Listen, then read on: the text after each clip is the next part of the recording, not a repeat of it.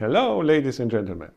I would like to show you how to reset the CELLULINK outdoor routers to factory defaults by using the reset button inside of the housing.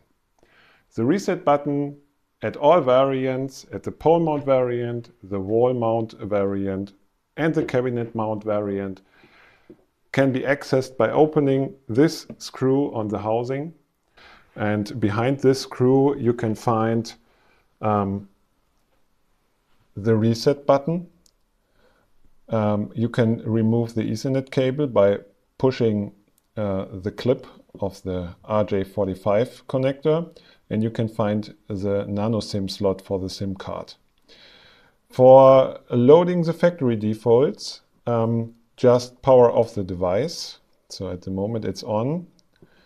I will press the RJ45 clip, remove the power. Now I will press and hold the reset button, and I will power on the device again. Now have a look to the LED and wait for the yellow LED, and as soon the yellow LED release the button and the device will restart and load the factory settings. Yep, thanks for watching and have a nice day.